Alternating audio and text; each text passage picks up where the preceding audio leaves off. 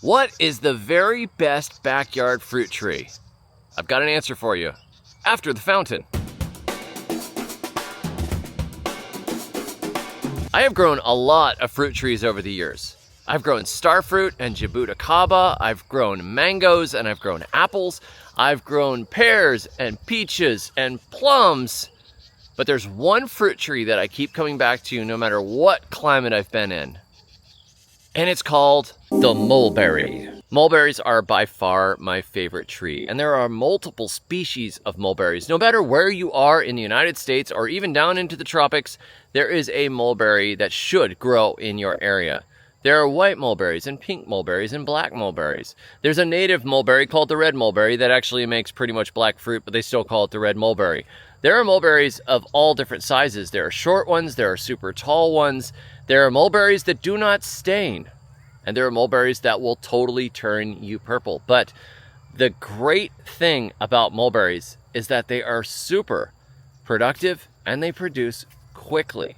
They are, hands down, the easiest to grow berry that I have ever grown. Some years ago I had this idea. What if I could grow all of the berries we ever wanted? What if I could grow a couple of beds of strawberries, and then I could put out a patch of blueberries, and then I could put out a patch of thornless blackberries, a great big hedgerow of thornless blackberries. So I planted all of those berries. Sometime around the same time, I got a mulberry tree, and I had never grown mulberries before, but I decided to try and see if I could grow a mulberry. So I just stuck a little mulberry in the ground. It was a couple of feet tall, and it grew like crazy. So for 2 years, I struggled with my strawberries. I had problems with my blackberries. They were kind of slow. I didn't have the pH quite right for my blueberries. But back there in the corner of my yard, within 2 years, I had a mulberry tree that was much taller than me, and it produced 6 gallons of organic berries, and the other ones were just barely kicking along. Mulberries are so easy to grow for the average homeowner. You just stick a tree in your backyard.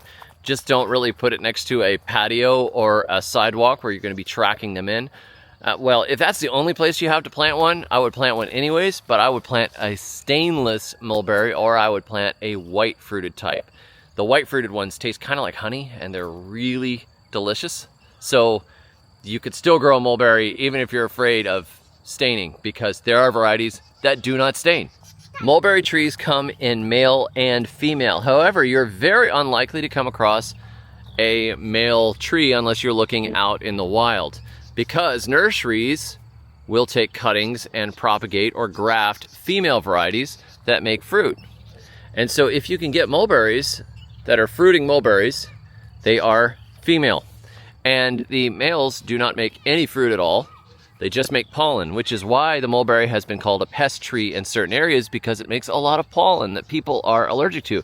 But the females do not do that. They just make a bunch of fruits. And if there are no males present, they still make fruit. It's just that the fruit is seedless.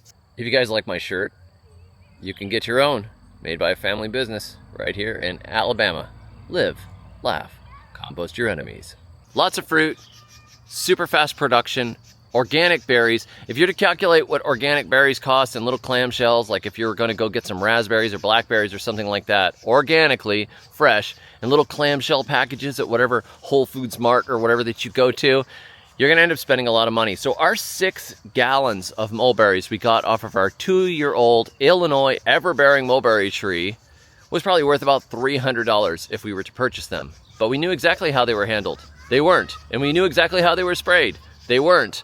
So we just picked them right out of our backyard, and we had so many fruit. Our 2-year-old ate all the fruit that was down low. We picked 6 gallons from the middle, and then the birds harvested the ones that were at the top, and everybody was happy.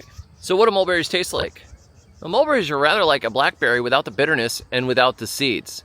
They are sweet, sometimes extremely sweet.